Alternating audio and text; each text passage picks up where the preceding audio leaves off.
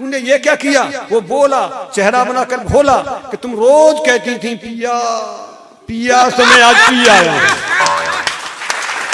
पति अर्धांगना हो गए हैं, पत्नियां दूनांगना हो गई हैं।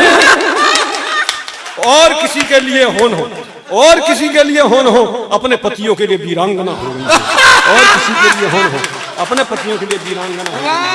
और अब भाई साहब किसी महिला को देखो तो परेशानी, न देखो तो परेशानी, न देखो तो फिर उस फिल्मी गीत का क्या होगा कि जब तक न पड़े आशिक की नजर श्रृंगार अधूरा रहता है।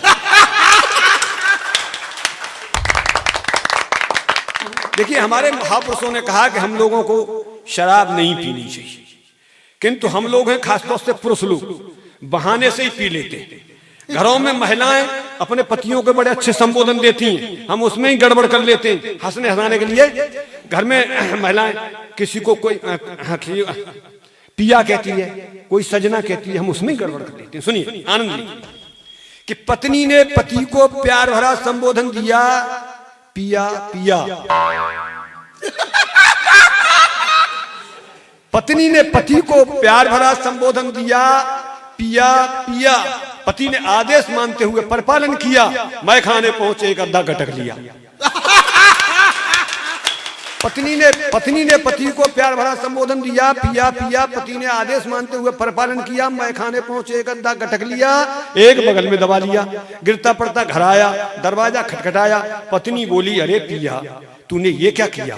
वो बोला तूने ये क्या किया? वो बोला चेहरा बनाकर भोला कि तुम रोज कहती थी पिया पिया, से मैं आज पी आया। तुम रोज कहती थी पिया पिया, सो मैं आज पी आया हूँ, और तुम फिर भी कहोगी पिया पिया, इसलिए एक अद्धा साथ में ले आया हूँ। तुम फिर भी कहोगी पिया पिया, इसलिए एक अद्धा साथ में ले आया हूँ। तो ये विसंगतियां हैं। कहे ना वो प्यार कर रही है और वो पी के चले आए, और फिर वो बात फिर कहती बार बार पिया, तो इसलिए वो साथ में एक और ले आए। तो ये सब हंसाने के लिए हम इस प्रकार बातें करते हैं।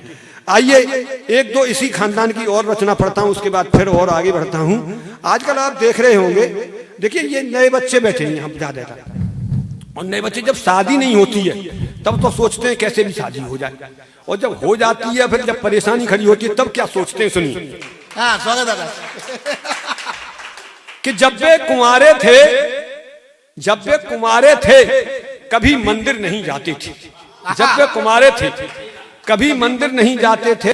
रात के समय घर में लटके देवी देवताओं के चित्रों के समक्ष हाथ जोड़कर खड़े हो जाते थे और यूं गुनगुनाते थे, पढ़ी लिखी या अनपढ़ हो, गोरी हो या काली हो, कैसी भी हो घरवाली हो, कैसी भी हो घरवाली हो। किंतु जब से हुई है उनकी शादी और वह उनके खून पसीने की कमाई की कर रही है बर्बादी, तब से वे रोज सुबह शाम मंदिर जाने लगे हैं, मेरी तरह पीले व कमजोर नजर आने लगे। तब से वे रोज सुबह शाम मंदिर जाने लगे हैं, मेरी तरह पीले व कमजोर नजर आने लगे हैं, और देव प्रतिमाओं के समक्ष यूं गिड़गिड़ाने लगे हैं, दीन दयाल विरसम भारी हरौ नाथ मम संकट। दीन दयाल हरौ नाथ मम संकट भारी। फिर वो संकट भारी हो जाता है। तो इसलिए भाई साहब आप अपना पहले पढ़ के और नौकरी लगा लो तब। आइए इसी खानदान की एक दो और रचना पढ़ता हूँ, उसके बाद बदलता हूँ। आप बहुत दिनों से देख रहे होंगे कि देश में महिलाएं कुछ मोटी होती जा रही और पुरुष लोग कुछ मेरी तरह पतले होती जा रही। तब ये कविता जन्म लेती है। और एक शब्द है अर्धांगिनी। सुनिए कि पहले जब पत्नियां अपने पति के आधे वजन की होती थीं तब वे अर्धांगिनी होती थीं। क्या शोध है वाह। पहले जब पत्नियां अपने पति के आधे वजन की होती थीं तब वे अर्धांगिनी होती थीं, फिर समांगिनी हुई, अब दूनांगिनी हो गई हैं। अर्थात पति अर्धांगना हो गए हैं, पत्नियां दूनांगना हो गई हैं। और किसी के लिए होन हो, और किसी के लिए होन हो, अपने पतियों के लिए वीरांगना हो गई। और किसी के लिए होन हो, अपने पतियों के लिए वीरांगना हो गई। और जिंदाबाद जिंदाबाद। उम्मीद की हकीकत बयान कर दी आपने। ये विसंगतियां हैं, तो मैं आप लोगों के सामने बता रहा था। चलिए और देखिए, सुनिए। आज मैं पेशे से वकील हूं, मैंने आपको बताया था। आज तमाम ऐसे केस आते हैं आदरणीय, जिनमें पता पड़ता है अंत में जब निकलता है कि इसमें पत्नी का ही हाथ था। और अब तो और स्थिति खराब हो गई है। बहुत कानून उल्टे बन गए, पुरुषों के खिलाफ कानून बने हैं। सब जितने भी अच्छे कानून बनाए जा रहे हैं फायदे के, वो महिलाओं के। एक कानून बना है कि अगर कोई ये महिला ये कह दे मुझे घूर रहा है, आप पर मुकदमा शुरू हो जाएगा। अब भाई साहब, किसी महिला को देखो तो परेशानी, न देखो तो परेशानी, न देखो तो फिर उस फिल्मी गीत का क्या होगा कि जब तक न पड़े आशिक की नजर श्रृंगार अधूरा रहता है। और देखो तो फिर मुकदमा।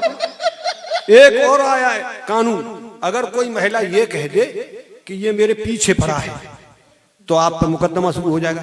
अब भाई साहब, कोई महिला आगे जा रही हो तो पीछे चलेंगे ही नहीं, और चलेंगे तो फिर मुकदमा। इधर हमारे नेता कहते हैं महिलाएं आगे आए, महिलाएं आगे आए। जब वो आगे आई तो पीछे चलना ही पड़ेगा। ये सब है। तो ये सब मैं आप लोगों के बीच में थोड़ी थोड़ी बात कर रहा था। और आइए अब मैं कुछ और तरीके की बात करता हूँ। जी स्वागत। कविता के साथ साथ कुछ बात होनी चाहिए। हमारी भारतीय संस्कृति में हम लोगों के लिए बड़े अच्छे अच्छे शब्द थे, अब ऐसे अच्छे शब्द आ गए हैं, और खासतौर से हम लोग पढ़े लिखे लोग, युवा लोग, उनका प्रयोग कर रहे हैं। वो ठीक नहीं है। कोई आता है हमारे घर पे, और जब वो जाता है तो हम कहते चलो तुम्हें छोड़े आए। बताइए, किसी आदमी को, अपने आदमी को छोड़ा जाता है? ये कह सकते चलो हम तुम्हें पहुंचाए हैं। और उससे भी बढ़िया शब्द अंग्रेजी में, चलो तुम्हें ड्रॉप करे आए। और ड्रॉप माने आप जानता ही, पटके आए, टपकाए। तो ये शब्दों का क्या है?